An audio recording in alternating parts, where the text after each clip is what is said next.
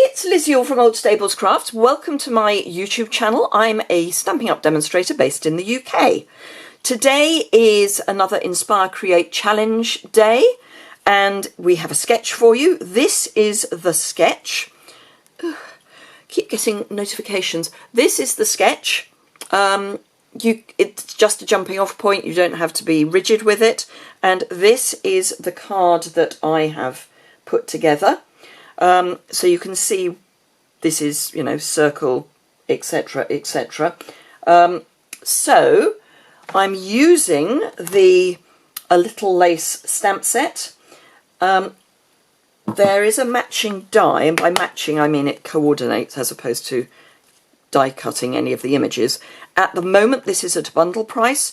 Both these will be in the new annual catalogue. They will not be bundled. Some stamp sets and die bundles are carrying over, and indeed some punched bundles are carrying over.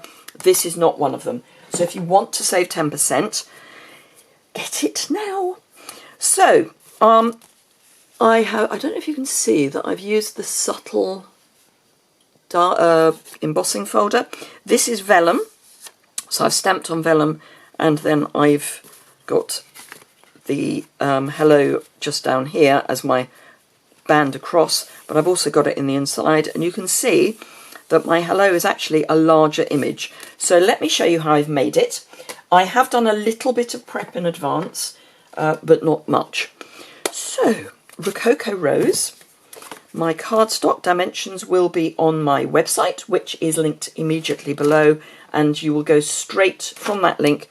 Well, that link will take you straight to the post for this video.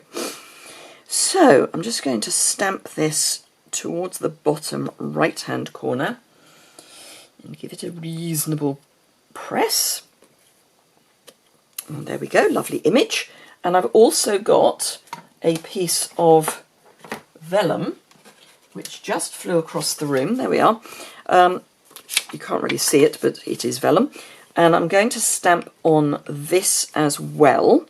Now, stamping on vellum with our classic inks is fine.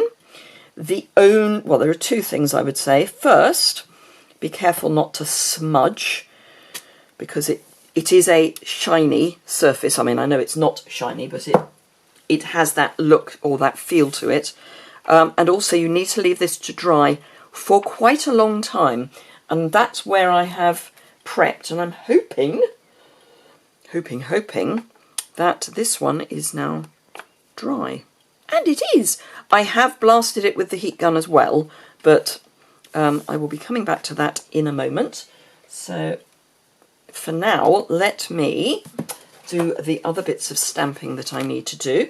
So first of all, for the inside, I'm going to grab a not too messy piece of scrap paper. There we go. And this is where my crease is, so I'm going to stamp on the inside. This is the mountain, so it's the raised bit. And I'm just going to ink up one little bit of this stamp, and I'll just do a little bit more just in case. And just stamp that in the corner, and I'm deliberately going off the card. And there we go. So that is that. I will clean that stamp later. Now, before I do the sentiment, I want to put the sentiment on here. I'm not convinced it's going to fit twice, but we'll give it a go. Actually, I can probably do it there. So I'm just inking up the hello. The other way of doing this would be to use your Stampin' Write marker. Ooh, no, that will work. So that's one hello, and then very carefully. Now, if you're worried about inking up the other bit of the stamp, you can put a post-it note over the rest of the stamp. Just remember to take it off before you stamp. So there are two hellos. And oops, now I need to do the one for the inside of the card, which needs to be the right way up, and the full stamp.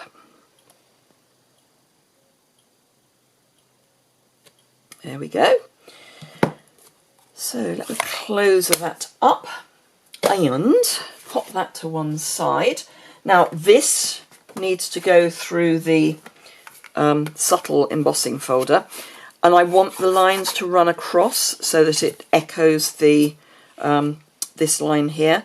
Now you may have noticed there is actually a line with our logo in the middle, so you can actually line up the edge of your card to that, and then you will know that you're going to be straight going through the embossing.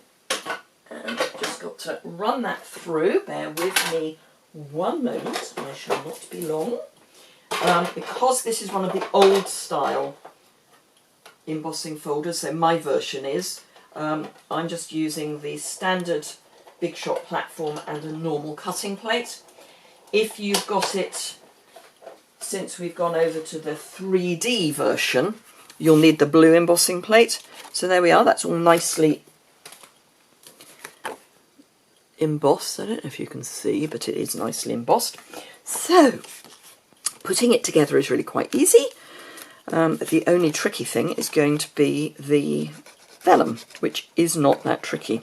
Now I'm going to use slightly more adhesive than I would normally, purely because it's an embossed surface, so less of the card will actually touch the Rococo Rose mat. And then turn it over and press, and I always do that so that if I do move the, put too much pressure on, or it moves the mat is not going to move. Whereas if I did it that side, I could skid the mat. So this is the one that I did earlier. It is still a little damp, but I'm going to go with it. It will dry out over the course of, it does take a while. All I'm going to do is pop my 2 1/4 inch circle punch in and punch. So I'm going to be careful not to touch that too much, because obviously we do not want smudged ink. I've got some of the faceted gems, the In Colour faceted gems. These are not carrying over. So I'm going to put a large one in the centre of the larger flower and a medium one in the centre of the smaller flower. And then I need my mini dimensionals. And I'm just going to pop one behind the large gem, and that one's easy, and one behind the small gem, and it still won't show once it's on the card. So can you see? I do apologise for my plaster. I did some gardening, a week ago. I've been doing a lot of gardening, but about a week ago I cut back a pyracantha, and I've got a little bit of one of the spikes in my finger, so I'm trying to get it out, but it's being difficult. But yes, so that's what it looks like, and as you can see, you can't see the mini dimensionals, so it's all good. Take those off the back, and then the trick, bearing in mind this is wet, is to get this onto your card so that the pattern matches up. Now this is the one that I found easiest to line up against. So if you start at this little area here and get that square, you can then fiddle round the other bits to get those lined up, and then just press those bits down, and then fold your card base and burnish, and then just very carefully, so you don't smudge your vellum, add some adhesive and pop that onto there. And again, I'm going to press from the back, because apart from anything else, I do not want to smudge that ink. And there we go. And I would say, if I rub my finger over this one, which I made yesterday, there is absolutely no ink coming off. So there we go.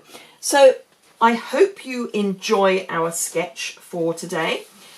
Just very quickly, you will find that there I've posted some information about a give back that we've got going at Stamping Up, and it's for the digital download, which is for lots and lots of amazing in inverted commas stamped images, which you just cut out and put on your projects. You can use them for card making, you can use them for scrapbooking, and yeah, we've got birthday, we've got all sorts of things. This is not the full set, I've already used some, and these ones, let me show you, you can fill in your blank. So they've got some suggestions, though we're miles apart, though something apart, so you can add in what you want. Now in the UK we're 2 meters apart, so we could put that in. Lots of colours, there's lots of help around how to print it, what colours we've used, those sorts of things.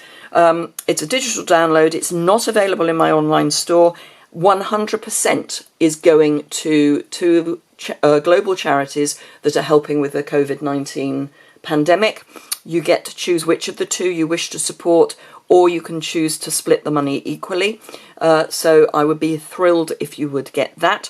I will put a link on my website, and as I say, that is linked below. Thank you very much indeed for watching. If you've enjoyed it, please give it a thumbs up. If you would like to subscribe to see other videos, there's a subscribe button in the bottom right hand corner. Thank you very much, and I look forward to seeing you again very soon. Bye!